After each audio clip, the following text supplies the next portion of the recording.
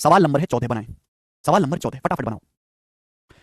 What will be the ratio of simple interest earned by a certain amount in 12 years for 5% and that for 8% rate of interest? बहुत अच्छा सवाल है। बोला है What will be the ratio of simple interest? Simple interest का ratio क्या होगा एक सर्टेन अमाउंट पर 12 साल में 5% और 8% के रेट ऑफ इंटरेस्ट से। ठीक है भाई, ध्यान से सुनिएगा मेरे प्यारे। यहाँ पे दो अलग अलग केस बताए गए हैं। देखो बच्चों, हमने आपको पढ़ाया कि सिंपल इंटरेस्ट बराबर प्रिंसिपल गुणा रेट परसेंट गुणा टाइम। हमारे दोस्तों आपके पास कुछ पैसा है, वो पैसा आपने दो अलग अलग स्कीम में लगाया। पहली स्कीम 5% ब्याज दे रही है, दूसरी 8% ब्याज दे रही है। दोनों स्कीम्स में आपने 12 साल के लिए पैसा इन्वेस्ट किया है, तो सिंपल इंटरेस्ट का रेशियो क्या होगा? तो बच्चों एक बात ध्यान सुनो भाई, प्रिंसिपल सेम है, निश्चित धनराशि आप इन्वेस्ट करते हो, एक 5% की दर से 8% की दर से, समय से में 12 साल के लिए पैसा इन्वेस्ट करते हो, तो सिंपल इंटरेस्ट डायरेक्टली किस पर निर्भर करेगा? रेट प्रतिशत पे, ब्याज की दर पे। जो रेट ऑफ इंटरेस्ट का अनुपात होगा वही सिंपल इंटरेस्ट का रेशियो होगा।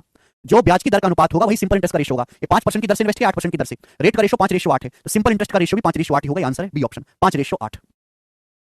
कितना बेसिक सवाल है मेरे प्यारे भाई, इससे बेसिक सवाल बन नहीं सकता कोई। आगे चलेंगे, एक और क्वेश्चन ऐसा ही बताएं, जल्दी से फटाफट बताएं। What is the ratio of simple interest earned on a certain sum of money at 21% per annum in 8 साल to the simple interest earned on the same sum at the same rate for 21 years?